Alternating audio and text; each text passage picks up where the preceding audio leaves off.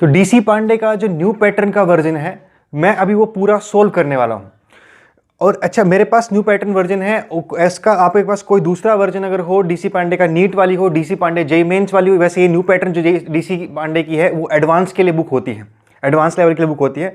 पर आप देखो कि ज़्यादा कुछ डिफरेंस, शुरुआती कुछ क्वेश्चन तो सेम ईजी मिलेंगे, बाद में जाकर कुछ क्वेश्चन होते हैं जो बढ़िया लेवल के होते हैं, वो सारे ही मैं डिस्कस करूंगा। तो आपका इसमें सारा ही लेवल कवर हो जाएगा, शुरू में नीट, फिर जेईई मेंस और फिर एडवांस, सारा पोर्शन एक साथ इसमें कवर हो जाएगा। इसलिए मैंने इस बुक को उठाया, इसको सोल्व करने वाला हूँ। दूसरी खास बात ये कि आप कोई भी बुक उठाओगे, जो मर्जी बुक ले लो आप, चाहे नीट की डीसी पांडे वाली ले लो, जेईई मेंस की डीसी पांडे वाली ले लो, या कोई और बुक एररलेस, या जो भी बुक आपके पास अवेलेबल हो, कोई भी बुक के क्वेश्चन आप करोगे तो उसमें ऑलमोस्ट 80% क्वेश्चन या उससे भी ज़्यादा, लगभग 90% क्वेश्चन तो सेम ही होते हैं, सिमिलर क्वेश्चन होते हैं, मैच करते हैं। थोड़ा बहुत जो क्वेश्चन अलग होगा, तो एक बुक को पूरा करने से आप सारे कॉन्सेप्ट सीख चुके होते हो, तो 10-20% क्वेश्चन जो अलग मिलते भी हैं तो वो आप फिर खुद से ट्राई कर सकते हो। ठीक। अच्छा, तो इस बुक को सोल्व करने की वजह क्या है, क्यों मैं ऐसा करने वाला हूँ, पूरी बुक ही मैं क्यों सोल्व कर रहा हूँ। पहली वजह तो ये कि बच्चों को न्यूमेरिकल में सोल्व करने में दिक्कत आती है, तो मैं सारे क्वेश्चन लगभग एक बार खुद आपको कराऊंगा, उसके बाद अगर आप उसे खुद करोगे तो आपको उतनी दिक्कत नहीं आएगी। ठीक। देखो, अच्छा तो ये होता है कि क्वेश्चन आप खुद सोल्व करो, लेकिन कोई बात नहीं, अगर आपको दिक्कत आती भी है तो इसका दूसरा जो ऑल्टरनेटिव है, मतलब या तो क्वेश्चन आपने सोल्व कर रखा हो खुद ही, फिर आपको वो याद रह सकता है, फिर आपके वो काम आ सकता है। अगर ऐसा नहीं है, क्वेश्चन आपने सोल्व नहीं किया, फिर उसका जो ऑल्टरनेट है कि भी किस तरीके से फिर वो याद रह सकता है, वो सिर्फ एक ही है कि उस क्वेश्चन को आप बार बार सोल्व करो। वही अकेला क्वेश्चन आपने कम से कम 5 बार सोल्व किया हुआ हो, फिर आपको वो याद रह सकता है। मतलब दो ही तरीके हैं, या तो आप खुद सोल्व करो, अगर आप खुद सोल्व नहीं कर पाए पहली बारी में तो कम से कम वो क्वेश्चन 5 बार सोल्व करो। ठीक। तो वीडियो से वो हेल्प भी हो जाएगी, अगर आप एक ही क्वेश्चन को बार बार देखोगे, 5 बार 6 बार देखोगे, तो आपको फिर वो चीज़ पूरी समझ में आ जाएगी धीरे धीरे, और पूरा पैटर्न पूरी चीज़ याद हो जाएगी। दूसरी खास बात यह कि पूरा चैप्टर एक साथ करने से इसमें ऐसा कोई भी कॉन्सेप्ट यानी चैप्टर कोई कोना नहीं बचेगा जो छूट जाएगा। लगभग हर टॉपिक पे बात होगी, हर चीज़ के बारे में, हर कॉन्सेप्ट के बारे में डिस्कस हो जाएगा। ठीक। अच्छा, एक और चीज़ जो अक्सर बच्चे सोचते हैं कि भाई पहले थ्योरी तो हमें पता नहीं है, या हमने पहले, जैसे अभी आज शुरू कर रहा हूँ इलेक्ट्रोस्टैटिक्स से स्टार्ट कर रहा हूँ इसको, तो आपको लगता है कि इलेक्ट्रोस्टैटिक्स की थ्योरी तुमको पता ही नहीं है, फिर कुछ समझ में नहीं आएगा। तो भाई ऐसा कुछ नहीं है। ठीक। देखो, सीखने के कई तरीके होते हैं। अगर एग्जाम्पल के तौर पर मैं बताऊँ, मान लो बाइक है, आप बाइक सीखना लग जाते हो, शुरू में बाइक सीखना चाहते हो आप, तो जब बाइक सीखने जाते हो, क्या आप पहले उसकी सारी थ्योरी पढ़ते हो? ऐसा नहीं करते ना। हम ये तो नहीं कहते उसको, जब अपने पेरेंट्स ने, आपके फादर ने आपको बाइक सिखाई होगी या आपने साइकिल जब सीखी होगी, तो क्या आपने पूरी डिटेल उसकी पढ़ी थी, उसका उठा के पूरा मैनुअल पढ़ा था आपने उठा करके कि इसमें कहाँ कहाँ पे क्या है, कौन से फंक्शन क्या है? सारे तो नहीं पढ़े थे ना, कि कहाँ से लाइट ऑन होती है, कहाँ से लाइट ऑफ होती है, इंडिकेटर वेटर, सब तो नहीं पढ़े थे ना। शुरू में आपने क्या किया होगा, शुरू में सिंपल उसको बैलेंस करना सीखा होगा कि बाइक बैलेंस कैसे होती है, उसकी रेस कैसे बढ़ाई घटाई जाएगी, या साइकिल में बैलेंस कैसे बनता है। स्टार्टिंग में हम सिर्फ इतना सीखते हैं। ठीक। और उसके बाद फिर क्या होता है, जब हमें चल पड़ते हैं, फिर रोकना सीखते हैं। तो चीज़ स्टेप बाय स्टेप होती है। आप थोड़ा जानते हो, उसको प्रैक्टिकली अप्लाई करते हो, उसके बाद फिर रास्ते में कोई दिक्कतें आती हैं, फिर थोड़ा और उसके बारे में जानते हो। ठीक। ऐसे होता है ना, ऐसा। तो उसी तरीके से हम यहाँ पे सीखेंगे। थोड़ा बहुत आप इसके बारे में जानते होंगे, जो अगर बिल्कुल कुछ तो मालूम होगा, चार्ज क्या होते हैं, और नहीं तो कम से कम फोर्स का फॉर्मूला ही पता होगा, कूलम फोर्स का K(Q1 Q2 अपॉन R²।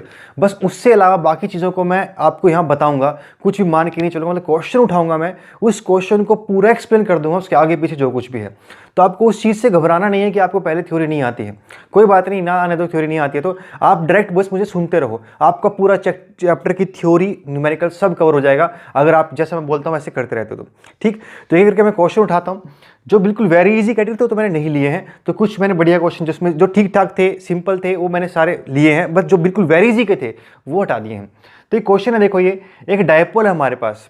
ठीक। डायपोल आप जानते हो, पूरा डिस्कस करूँगा उसके बारे में जो कुछ भी होता है। डायपोल आप जानते हो, डायपोल क्या होता है, जब positive negative charge separated by A small and fix distance. Condition है चार्ज छोटा भी होना, डिस्टेंस छोटा भी होना चाहिए और डिस्टेंस फिक्स होनी चाहिए। चलो डिस्टेंस चाहे छोटा ना भी हो, लेकिन कंडीशन दूसरी जो है वो तो फॉलो होनी चाहिए। वो उनका जो सेपरेशन है वो चेंज नहीं होती हो, वो एक दूसरे से बंधे हुए हो, एक पॉजिटिव हो और एक नेगेटिव हो, दोनों की पोलैरिटी सेम ना, पोलैरिटी डिफरेंट हो लेकिन मैग्नीट्यूड सेम हो। ठीक। कंडीशन डायपोल की, उनकी जो वैल्यूज़ हैं वो सेम होनी चाहिए, साइन डिफरेंट होना चाहिए और डिस्टेंस उनके बीच का चेंज नहीं होना चाहिए, तो उसे डायपोल कहते हैं। ठीक। उसे कहते हैं हम डायपोल, ये क्योंकि ये इसका प्रैक्टिकल एप्लीकेशन है। जितने भी हमारे पास केमिस्ट्री में कंपाउंड्स वगैरह बनते हैं सब में डायपोल होता है। तो उस वजह से इसके बारे में पढ़ा जाता है, तो इसको डायपोल कहा जाता है। इस डायपोल के ऊपर हमसे क्वेश्चन ये सवाल पूछा गया कि अगर उसके एक्सिस पर at a distance r field है E1। देखो ये एनसीईआरटी की सिंपल डेरिवेशन है जो बोर्ड में आती है। अब ये डेरिवेशन तो आपको करनी ही पड़ेगी, इतना तो सीखना ही पड़ेगा डेरिवेशन का, कम से कम रिजल्ट से काम चलेगा नहीं, क्योंकि बोर्ड में आनी है तो डेरिवेशन आपको करनी पूरी पड़ेगी। तो डायपोल के एक्सिस पर एक डिस्टेंस आर है, वहाँ फील्ड है E1, और उसके परपेंडिकुलर एक्सिस पर एक डिस्टेंस है 2r का, वहाँ फील्ड है E2। मतलब उसके एक्सिस पर, अगर ये डायपोल है, इसके एक्सिस पर r डिस्टेंस पर एक फील्ड बनती है, उसकी वैल्यू को कहा गया E1। इसके परपेंडिकुलर पर एक एक्सिस बनता है उसके 2r डिस्टेंस पर, यानी ये डिस्टेंस डबल है, यहाँ पर फील्ड को कहा गया है E2। तो E1 अपॉन E2 यानी सॉरी यहाँ पे E2 अपॉन E1 का रेशियो क्या आएगा वो बताना है। तो फॉर्मूला देखो क्या था, सिंपल था। डेरिवेशन अब देख लेना, अगर फिर भी डेरिवेशन भी डाउट में है तो बता देना, उसकी वीडियो भी मैं अलग से बना दूंगा।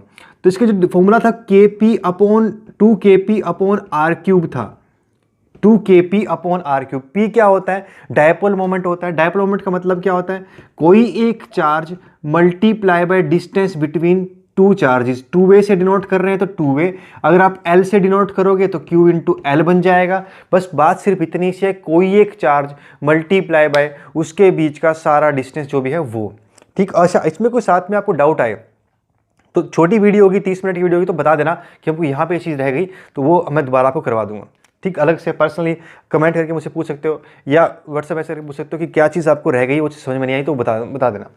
तो के इसको बोलते हैं डायपोल मोमेंट, और डेरिवेशन के बाद हमको पता है रिजल्ट आता है के 2Kp x upon r cube. तब अगर हम उसके एक्सिस पे बात करते हैं, अगर परपेंडिकुलर बात करते हैं तो फील्ड उतने ही दूरी पे हाफ आती है, यानी वहां फील्ड का फॉर्मूला होता है Kp माइनस Kp, यानी 2 हट जाता है अपॉन r क्यूब। लेकिन वो डिस्टेंस इस क्वेश्चन में 2r दिया हुआ है, ठीक। वो 2 नहीं होता, मतलब फील्ड सेम डिस्टेंस पर हाफ होती है, लेकिन यहाँ तो डिस्टेंस भी क्या है, डिस्टेंस भी डबल हो गया है, तो उसकी वैल्यू सॉरी r स्क्वायर आएगा, r क्यूब आएगा, हाँ ठीक है, r क्यूब आएगा। तो हो गया r क्यूब। अगर इनका रेशो लिया जाए तो ये 1/8 68 हो गया, सॉरी 8 हो गया ना, 1/8 हो गया, ये हो गया 2, तो 1/8 टाइम्स, तो ये यानी कि ये 1/16 टाइम्स है। तो जो E2 वाली फील्ड है वो बहुत कम है E1 वाली फील्ड से, तो 16:1 का रेशो आ जाएगा विद माइनस साइन, क्योंकि डायरेक्शन में क्या है, अपोजिट। समझ में कहाँ से आया है, देखो 2 का क्यूब तो 8 बन गया, ऊपर से उसमें एक और 2 भी है, अगर आप फॉर्मूले में रखोगे वैल्यूज को डिवाइड करोगे तो ये -1/16 आ जाएगा। यह माइनस बड़ा इंपॉर्टेंट है, क्योंकि डायरेक्शन जो है, क्योंकि ऑप्शन में दोनों थे, तो माइनस क्या शो करता है, डायरेक्शन उसकी अपोजिट होगी, ये बात शो कर रहा है। तो ऊपर वाली डायरेक्शन, मतलब एक डायपोल आप ऐसे अरेंज करोगे, उसके इस एक्सिस पे अगर फील्ड इधर जा रही है तो यहाँ पर फील्ड उसके अपोजिट जाती है, ठीक। तो ये था हमारा डायपोल के बारे में क्वेश्चन पहला। अब अगला क्वेश्चन है, इसमें क्या है कि तीन चार्जेस रखे हुए हैं, एक इक्विलेटरल ट्रायंगल के तीनों कोनों पे 3 चार्ज रखे हुए हैं, यहाँ +q है, यहाँ -2q है, यहाँ -2q है। इन सब के बीच का जो गैप है वो a डिस्टेंस का है। अब आपसे क्वेश्चन ये था कि अगर हम चाहें कि इस ट्रायंगल का जो साइड है वो 2a कर दें, यानी कि इनको 2a से सेपरेट कर दिया जाए, ट्रायंगल को बड़ा कर दिया जाए, तो कितना वर्क लगेगा, कितना वर्क लगेगा इसको यहाँ सेपरेट करने में, ठीक। वर्क के देखो फॉर्मूले क्या क्या होते हैं, आप बेसिक पे रहो, आप सारी चीज़ें हो जाएंगी। वर्क का फॉर्मूला जो आप जानते हो, वर्क के बारे में सब सोचो, दिमाग लगाओ।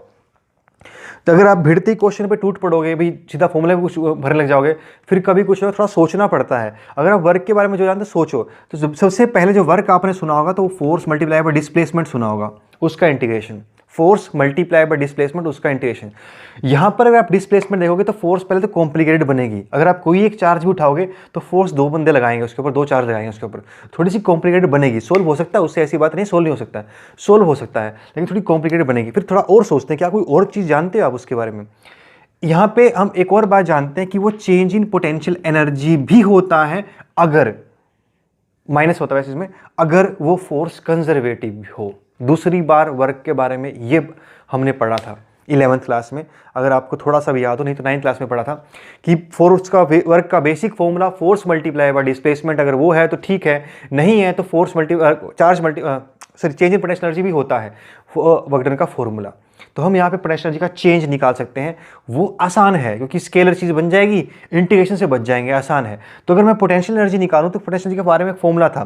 पोटेंशियल एनर्जी का अगर चार्जेस होते हैं, अगर 2-3 चार्जेस हमारे पास हैं तो उनके बीच में अगर पोटेंशियल एनर्जी निकालनी हो तो फॉर्मूला होता है summation of K Q Y Q J upon R I J. यानी अगर चार्जेस जितने भी हैं आपके उनको आपस में मल्टीप्लाई करो divided by distance between. Apply करके दिखाता हूँ।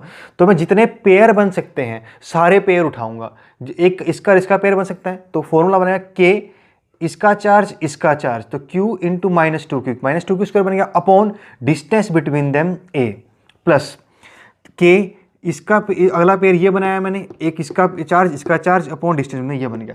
अगला पेयर मैंने ये उठाया दोनों का पेयर तो कितना बन गया 2a का 4a a स्क्वायर बन गया पॉजिटिव हो गया अपॉन कितना गया a। ठीक, जितने पॉसिबल पेयर हैं सारे पेयर बना लो, स्केलरली ऐड कर दो। आपको पहले बताया था कि हम साइन की वैल्यू नहीं लेते जब हम वेक्टर की बात करते हैं। जो वेक्टर की बात होती है वहाँ पर हम डायरेक्शन देख चुके होते हैं साइन से, क्योंकि कूलम्ब्स लॉ में अपने आप आ जाता है वो। अगर साइन ऑपोजिट होंगे तो फोर्स अट्रैक्टिव बनेगी और अगर सेम होंगे तो रिपल्सिव बनेगी।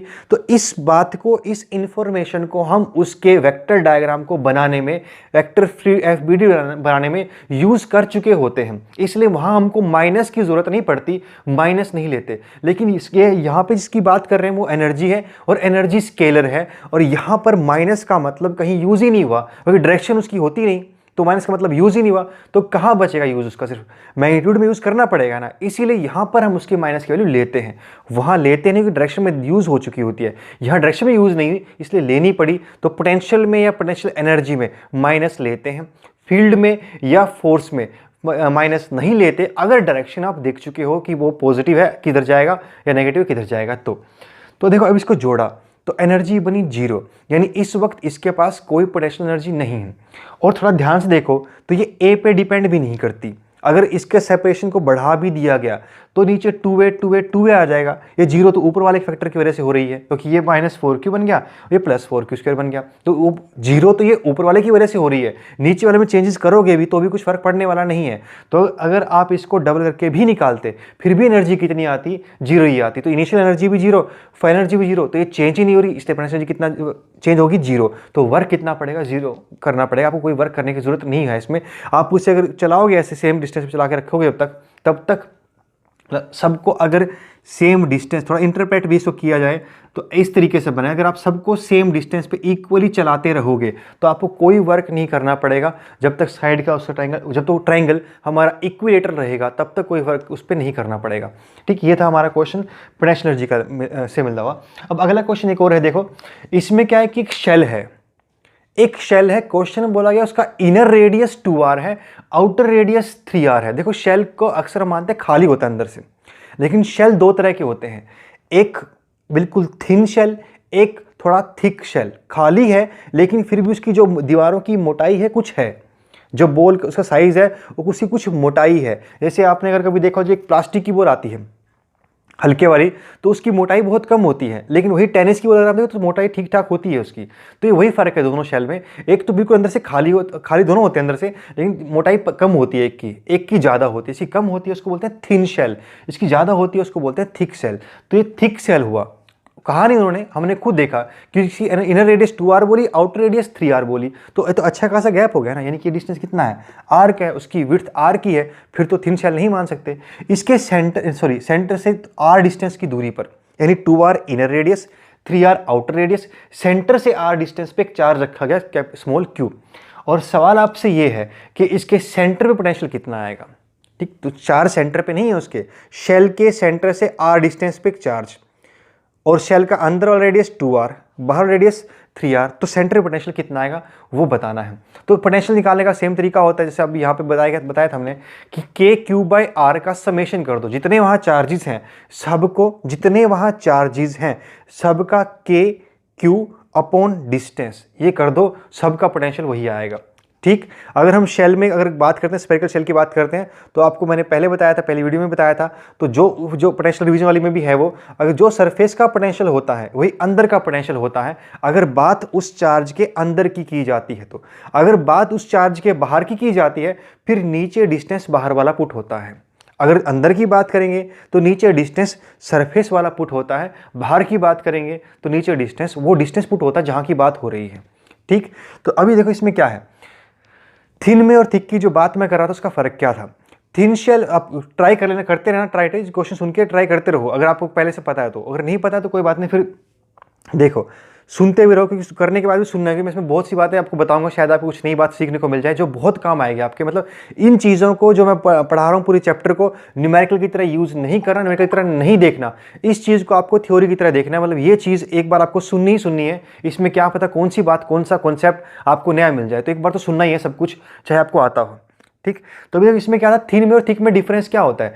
थिन शेल में खास बात ये होती है कि चार्ज डिस्ट्रीब्यूशन होता है, अंदर चार्ज है, वो इंड्यूस करेगा चार्ज, उसके अंदर वाले सरफेस पे चार्ज आएगा, बाहर वाले भी चार्ज आएगा। अगर वो थिन शेल हुआ तो वो चार्ज डिस्ट्रीब्यूशन, वो चार्ज इंडक्शन मायने नहीं रखता अगर वो थिन हुआ तो, क्योंकि सेपरेट होने के बाद भी वो एक दूसरे के बहुत करीब हैं। जैसे अगर ये शेल मैं बनाऊं, यहाँ पे ऐसा थिन शेल बनाऊं, इसके अंदर माइनस क्यू चार्ज आ जाए और बाहर प्लस क्यू चार्ज आ जाए, तो ये बाहर अंदर बाहर में इतना करीब है कि ज़्यादा कुछ फर्क नहीं आ रहा है। यानी आप सोचो कि एक छोटा सा पेज है, तो उस पेज के एक तरफ पॉजिटिव चार्ज है, दूसरी तरफ नेगेटिव चार्ज है, तो देखा जाए तो कुछ सेपरेशन हुई कहाँ है, कुछ भी नहीं हुआ, वो तो सेम डिस्टेंस भी ऑलमोस्ट अवेलेबल है ना।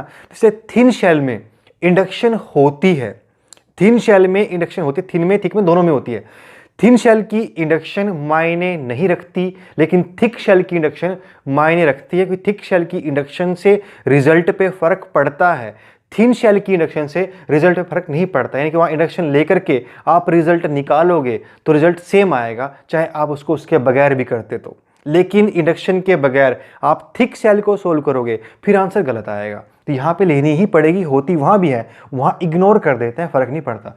तो यहाँ पे देखो ये प्लस क्यू चार्ज था, इंडक्शन क्या करता है, चार्ज को बांध लेना होता है, तो इसने अपने अंदर वाली सरफेस पे माइनस क्यू चार्ज बांध लिया, तो बाहर वाली सरफेस पे क्या चला जाएगा, प्लस क्यू चार्ज चला जाता है। तो इसके ऐसे चार्ज डिस्ट्रीब्यूशन हो गई है, यानी अब हमारे पास तीन चार्ज हैं, एक आर डिस्टेंस पे प्लस क्यू, एक 2r पे माइनस क्यू, एक 3r पे प्लस क्यू। सभी का के क्यू बाई आर लगा दो, के क्यू बाई आर इसके लिए क्योंकि इसके अंदर की बात हो रही है, इसकी सरफेस के अंदर बात, तो के माइनस के क्यू बाई 2r, इसका माइनस सॉरी के क्यू बाई 3r, सबको सोल्व कर दिया, रिजल्ट निकाला, आया 5/6 के क्यू अपॉन आर। तो ये था पोटेंशियल इसकी सेंटर पे।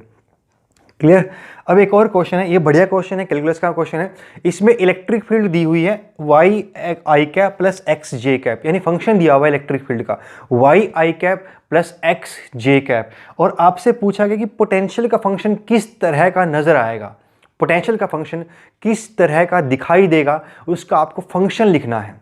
ठीक, तो कैसे लिखते हैं इसको, उसका टाइप कैसा होगा, वो फंक्शन आपको यहाँ पे लिखना है, रिप्रेजेंट कैसे करेंगे। तो अब रिलेशन ढूंढते हैं, क्या रिलेशन होता है फील्ड में और पोटेंशियल में। फील्ड में और पोटेंशियल में हमको एक ही रिलेशन मालूम है, E is equal to minus d V upon d r, यही पता है ना बस। फील्ड में पोटेंशियल में यही एक रिलेशन होता है, E is equal to minus d V upon d r. ठीक, कॉन्सेप्ट आपके पक्के तब होंगे जब क्वेश्चन आप बहुत प्रैक्टिस कर लोगे, तो आपको पता रहेगा क्लियर कि भाई इसका तो फॉर्मूला यही होता है, बस यही लगना है और इसी पे काम करना है। ठीक, उसके बाद आपको आंसर अपने आप आते चले जाएंगे, बिना प्रैक्टिस कुछ नहीं होता। तो E इज इक्वल टू माना minus d V upon d r, बिना प्रैक्टिस तो आप साइकिल भी नहीं सीखे होंगे, पहले दिन घुटने फुड़वाए ही होंगे आपने भी, तो उसके बगैर कुछ नहीं हो सकता। तो प्रैक्टिस ही वैसे करनी है, साइकिल सीखने जैसा बिल्कुल न्यूमेरिकल करना सेम उसी टाइप का है, वक्त लगेगा, एक दिन सीख जाओगे, ऐसे यहाँ पे वक्त लगेगा, एक दिन जरूर सीख जाओगे। तो E is equal to minus d V upon d r, ये रिलेशन होता है। चाहिए डी वी तो मैं डी आर को उधर भेज देता हूँ, तो E minus E into d r is equal to d V. अब थोड़ा सोचो इसके बारे में, किस टाइप से हो सकता है, डी आर है ये, डी एक्स नहीं है ना डी वाई है। डी आर ही क्यों लिया, क्योंकि एक्स और वाई लोकल वेरिएबल हो गए हैं यहाँ पे, मतलब एक्स एक्स को बोले हैं और वाई दोनों ही फंक्शन थे उसमें, इसलिए मैंने डी आर लिया। यानी वो बॉडी का जो डिस्प्लेसमेंट हो रही है, जो इलेक्ट्रिक फील्ड है, वो थोड़ा आई में भी जा रही है, थोड़ा एक्स में भी जा रही है। तो इलेक्ट्रिक फील्ड ग्राफिकली अगर आप देखोगे तो कुछ एक्स वाई प्लेन में फील्ड जा रही है, कुछ फील्ड की कोई इसमें कोई डायरेक्शन रही होगी, मैं ये लेट कर लेता हूँ, तो फील्ड हमारी कुछ ऐसे रही होगी। इसमें हमसे पूछा गया किसी आर डिस्टेंस पे कितना पोटेंशियल डिफरेंस आएगा, किसी आर डिस्टेंस पे कितना पोटेंशियल डिफरेंस आएगा, वही तो बात करनी है। क्योंकि फील्ड में पोटेंशियल डिफरेंस तो कुछ डिस्टेंस भी आएगा ना, पोटेंशियल डिफरेंस ही निकालना तो कुछ डिफरेंस पे तो आएगा। तो वो डिफरेंस के लिए मैंने मान लिया कितना बड़ा, सपोज डी आर मान लेता हूँ मैं इस गैप को, तो इस गैप को कितना माना, डी आर। क्यों माना, क्योंकि जब भाई फील्ड जनरल लोकेशन में जा रही है, जनरल डायरेक्शन में जा रही है, तो आप अपना वेरिएबल जनरल लोगे ना, आप फिर डी एक्स डी वाई नहीं ले सकते उसको, आपको जनरल लेना पड़ा डी आर। और क्योंकि इलेक्ट्रिक फील्ड 2D में थी, इसीलिए डी आर भी हमने 2D में लिया। आप इस डी आर को भी रिप्रेजेंट कर सकते हो एक छोटा डी एक्स अलॉन्ग आई कैप और एक छोटा dy अलोंग j कैप, छोटा dy अलोंग j कैप, छोटा dx अलोंग i कैप। तो उसके बाद dr को आप 2D में dx i cap plus dy j cap लिख सकते हो। बाई चांस इलेक्ट्रिक फील्ड का फंक्शन 3D में होता, फिर आप इसको dx i cap plus dy j cap plus dz k cap लेते और ये 1D में होता, फिर आपका सिंपल काम चल जाता कि ये यहाँ पे dx या dy या dz में से कोई एक आना था, 1D में आता फिर ये। अब ये 1D में नहीं है, 2D में है, तो इसलिए मैंने dx को dr को पहले dx i cap plus dy j cap लिखा। क्यों? क्योंकि इलेक्ट्रिक फील्ड का जो वेरिएबल्स हैं वो x और y हैं और हमारे जो इंटीग्रेशन का जो वेरिएबल है वो r है। तो ये दोनों डिफरेंट वेरिएबल हो गए। अगर वो वेरिएबल डिफरेंट हो जाते हैं फिर आप इंटीग्रेशन नहीं कर सकते, आपको वेरिएबल सेम बनाने पड़ेंगे और सेम बनाने के लिए dr को x और y की टर्म में रिप्रेजेंट किया गया है, इसलिए ये खेल किया। ठीक, हर स्टेप आपको अपने आप नजर आएगा, आप उस स्टेप तक पहुंचोगे फिर पता चलेगा यहाँ पे तो इतना ही था, अब इसमें कोई दिक्कत आई है, कुछ नया सीखना है। ठीक वही साइकिल की तरह आप चल पड़े, उसके बाद आपको समझ में आया कि ये रोकनी तो आती नहीं, फिर आपको पता चला रोकते कैसे हैं, फिर आपने उसको रोकना सीखा। ठीक, ऐसे चलते चलते आपके रास्ते में बहुत सी चीज़ें आई होंगी, एक करके आपने सब कुछ उठाया होगा। बाई चांस ब्रेक फेल हो जाते हैं तो फिर कैसे उतरते हैं, तो जब आप वो फंसे होंगे तभी आपने वो स्टेप सीखा होगा कि किस तरीके से साइकिल को तब रोका जाए जब ब्रेक भी काम नहीं कर रहे हैं और सामने अचानक से कोई आया था। तो जैसे मुसीबत रास्ते में आएगी वैसे ही आपको सीखना है, तो वही काम यहाँ का भी है भाई। तो अभी हमारे मुसीबत आई, हमने सीख लिया ये ऐसा होता है। अब क्योंकि पहले तो बीच में डॉट प्रोडक्ट है ना, वो खोलेंगे, इंटीग्रेशन तो उसके बाद ही करेंगे ना, पहले तो डॉट नजर आ रहा है उसे खोल देते हैं। तो डॉट में क्या होता है, सिर्फ i से i वाला, j से j वाला वही बचते हैं, k से k वाला, बाकी क्रॉस होकर कट जाते हैं। क्रॉस में अगर i को आप j से मल्टीप्लाई करोगे तो एंगल कितना आएगा, 90 आएगा ना। डॉट प्रोडक्ट है, cos 90 क्या होता है, 0 होता है, इसलिए i वाला बचेगा और j वाला बचेगा। तो y dx plus x dy बच गया, y dx plus x dy का इंटीग्रेशन विद माइनस साइन, इसको हमने कहा पोटेंशियल है। ये dv है, पोटेंशियल डिफरेंस है। डिफरेंस कह लो, इनिशियल को रेफरेंस मानोगे तो चलो इसको v नोट मान लेता हूँ क्योंकि ये पोटेंशियल डिफरेंस बनता है ना।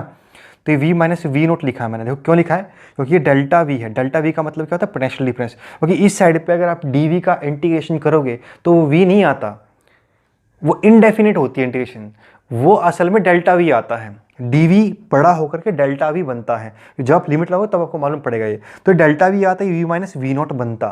ठीक, वी नोट कॉन्स्टेंट अपने आप कॉन्स्टेंट में चला जाएगा, उसकी दिक्कत नहीं है, कॉन्स्टेंट में चला है। कई बार कॉन्स्टेंट की वैल्यू 0 होती है तो वो वहाँ पे अपने आप एडजस्ट हो जाता है, उसको छोड़ो, जाने दो। अब इसकी इंटीग्रेशन करनी है। यहाँ मुसीबत ये है कि अगर आप y को इंटीग्रेट करने जाओगे विद रिस्पेक्ट टू dx तो कैसे करें, यहाँ dx है, यहाँ y है, इसमें क्या है x और dy ये उल्टे हैं, मतलब यहाँ x है साथ में क्या है dy। तो ये इंटीग्रेशन में यहाँ पे इस स्टेप में हम फंस गए। क्यों फंस गए, क्योंकि अगर हम x को देखें तो वेरिएबल साथ में y है, y को देखें वेरिएबल साथ में x है, और ये यहाँ पर आप ट्राई करोगे भी तो रिड्यूस नहीं कर पाओगे। आप यहाँ पे x को in terms of y represent कर ही नहीं सकते, क्योंकि हमने ऑलरेडी 2D में होता यही है कि x और y दो इंडिपेंडेंट वेरिएबल होते हैं जो आपस में डिपेंड नहीं करते। तो ये तो अलग अलग वेरिएबल हैं, दोनों आपस में बचेंगे ही बचेंगे, आप उनको हटा नहीं सकते, दोनों एक दूसरे की भाषा में अभी नहीं आएंगे जब तक कोई इक्वेशन और नहीं मिलेगी आपको। इसी को इक्वेशन अगर देता, इसी वन स्ट्रेट लाइन वगैरह पैराबोला देता तो ये रिड्यूस होते, अभी ये रिड्यूस नहीं हो सकते। तो हमने इंटीग्रेशन का बेसिक डेफिनेशन या तो कुछ और बात यूज की। इंटीग्रेशन होता क्या है, डिफरेंशिएशन होता है तोड़ना, इंटीग्रेशन होता है जोड़ना। तो असल में डिफरेंशिएशन का उल्टा होता है इंटीग्रेशन, ठीक, और इंटीग्रेशन उल्टा होता है डिफरेंशिएशन। यानी जिस चीज़ को आप इंटीग्रेट करके निकालते हो वो डिफरेंशिएट करने पर वही बात बन जाती है। ठीक, यानी डिफरेंशिएशन इंटीग्रेशन के स्टेप को रिवर्स कर देती है। ठीक, ऐसे ही डिफरेंशिएशन को इंटीग्रेशन रिवर्स कर देती है। तो उस कॉन्सेप्ट के आधार पे हमको ये जनरलाइज किया कि अगर हम एक्स वाई का डेरिवेटिव लेते, अगर एक्स वाई का पार्शियल डेरिवेटिव लेते तो क्या लिखते, x d y plus y d x लिखते, यानी यही लिखते। तो इसीलिए जब उसका डेरिवेटिव, इसका डेरिवेटिव ये बनता है तो इसका इंटीग्रेशन ये बनता होगा। ये प्रैक्टिस से आएगा, ये ऑप्शन आपको दिख जाएंगे, वहाँ से समझ में आएगा कि इंटीग्रेशन असल में डेरिवेशन का उल्टा होता है। तो अगर आप इसका डेरिवेटिव लोगे तो ही ये स्टेप बन सकता है। उसमें ऑप्शन थे तो मैंने तो ऑप्शन से देखा है, आपको भी दिख जाएगा ऑप्शन, तो वहाँ से निकाल लोगे। ठीक, तो x साथ में कांस्टेंट आया, वो इसका भी एडजस्ट होकर क्या है वैसे भी, क्योंकि हमने बेसिक कॉन्सेप्ट ही तो ये यूज़ किया है ना कि जिसका डेरिवेटिव करने पर ये आए, यानी इसका डेरिवेटिव करने पर ये आए। तो अगर आप इसका डेरिवेटिव करोगे तो x d y plus y d x और सी का डेरिवेटिव क्या हो जाएगा, 0, वही बन जाएगा। तो ये उस आधार पे लिखा गया है कि इसका जो v का फंक्शन आएगा वो एक्स वाई प्लस सी आएगा, यानी एक्स वाई प्लस कॉन्स्टेंट आएगा विद माइनस एन। यहाँ पे माइनस एन तो रह ही गया था, तो आएगा ही आएगा। तो ये माइनस एन के साथ क्वेश्चन ये आएगा।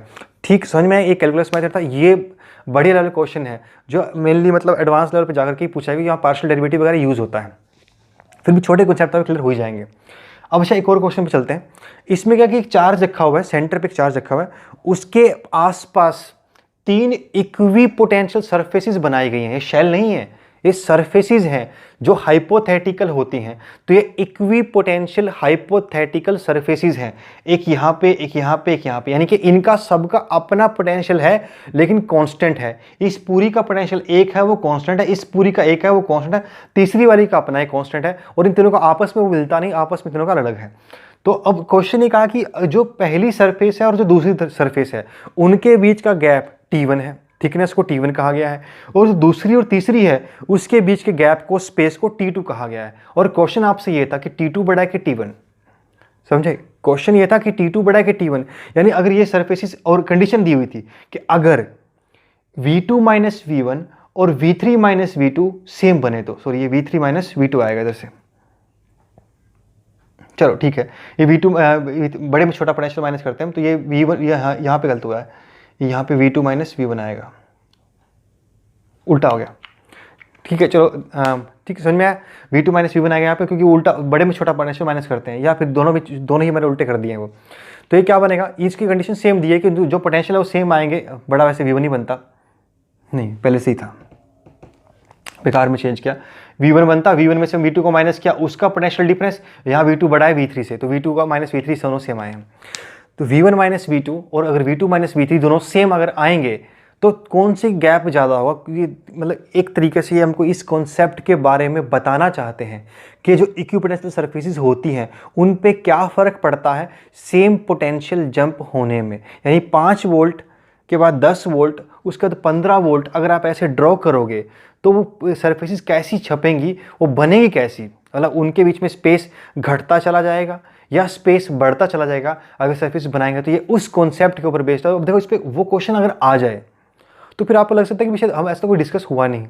अब ये चीज़, हर चीज़ डिस्कस नहीं होती, आपको कुछ में से कुछ खुद भी निकालना होता है ना, कि किसमें से मतलब बनता है कि इसका पर्पज़ क्या है, फ़ायदा क्या है, क्या कुछ और सीखने को मिला, कुछ तो खुद निकालोगे। तो ये उसी के ऊपर बेस्ड, बस इतना ही तो कंपटीशन होता है। अगर हर चीज़ फॉर्मूले पे आई या कोई क्वेश्चन अगर फॉर्मूले पे आया तो उसे कम से कम 2.5 लाख लोग बच्चे सोल्व करेंगे, कम से कम 2.5 लाख बच्चे, क्योंकि इतने बच्चे कोचिंग इंस्टीट्यूट में जाते हैं, उन्हें फॉर्मूले याद होते हैं। तो डायरेक्ट फॉर्मूले पे आई हुई चीज़ को कम से कम 2.5 लाख बच्चे सोल्व करेंगे, उससे आपको कुछ भी हासिल नहीं होने वाला है। क्योंकि सीटें तो किसी में भी अगर आप बात करोगे, अगर बढ़िया सीटों की बात की जाए तो नीट में भी 11,000 है, और जेईई मेंस में उसमें भी लगभग 11,000 ही हैं, कुछ एडवांस की और नीट की जो NIT बढ़िया मिला करके लगभग 11-12 हज़ार ही हैं वो भी। तो उतनी सी सीट हैं, 2.5 लाख बच्चे अगर सोल्व कर रहे हैं तो आपको हासिल क्या हुआ। बात तो उसमें है जिसे हर बच्चा सोल्व नहीं कर पाता, वो वही क्वेश्चन होंगे जो फॉर्मूले पे या लीक से हट करके हैं। तो अभी मैंने सोल्व कैसे किया है इसको, वैसे तो थोड़ा बहुत आप समझ जाओ, थोड़ा बहुत इंटरवेंशन हो जाएगी शुरू में, बाद में शुरू करते हैं। आपने पोटेंशियल लिखा, पहली सरफेस पे KQ1/R1 आया, माइनस दूसरी का लिखा KQ2/R2 आया, ऐसी K सबका पोटेंशियल में लिख दिया तीनों सरफेसेस का। उसके बाद KQ सबसे काट दिया, R2 माइनस R1/R1R2 आ गया, थोड़ा एडजस्ट किया, R3 माइनस R2/R2R3 आ गया, R2 से R2 कट गया, और R2 माइनस R1 क्या कहेंगे, यही तो T1 है, यही तो थिकनेस है। ठीक है, ऐसे ये क्या है, T2 है। अगर मैं T2 को यहाँ पे भेजूँ तो ये T1 था, ये T2 था, उसको नीचे भेजेगा T1/T2, तो R1 चला गया ऊपर, R1/R3 आ गया, यानी कि T1/T2 R1/R3 आ रहा है, R1/R3। R1 क्या है, radius of inner surface, R3 का रेडियस ऑफ आउटर सरफेस। तो आपको साफ दिख रहा है R3 बड़ा है, R3 बड़ा हुआ ना। अगर R3 हमारा बड़ा हुआ तो इसका मतलब T2 जो है, अगर डिनोमिनेटर इसका बड़ा है तो ये बड़ा आएगा, यानी कि T2 क्या हो जाएगा, बड़ा आ जाएगा। इसका ये मतलब हमको समझ में आया कि दरअसल जो इक्विपोटेंशियल सरफेसेस होती हैं उनका स्पेस धीरे धीरे बढ़ता चला जाता है। अगर आपको थोड़ा थोड़ा याद हो या कुछ याद हो आपको केमिस्ट्री का, तो ये कुछ वैसे ही है जैसा हमारा एटॉमिक मॉडल होता है, एटॉमिक स्ट्रक्चर जैसा होता है, कुछ कुछ वैसे होता है। फर्स्ट शेल का जो रेडियस है दूसरे से दूसरे सेल का रेडियस फर्स्ट सेल से 4 टाइम्स ज़्यादा होता है, तीसरे का 9 टाइम्स ज़्यादा होता है, तो गैप उनके बीच में बढ़ता चला जाता है। तो ये कुछ कुछ वैसे ही बनेगा, यानी कि वो उनकी जो स्पेसिंग है वो बढ़ती चली जाएंगी अगर आप किसी एक पॉइंट चार्ज की वजह से इक्विपोटेंशियल सरफेसेस बनाओगे तो। क्लियर?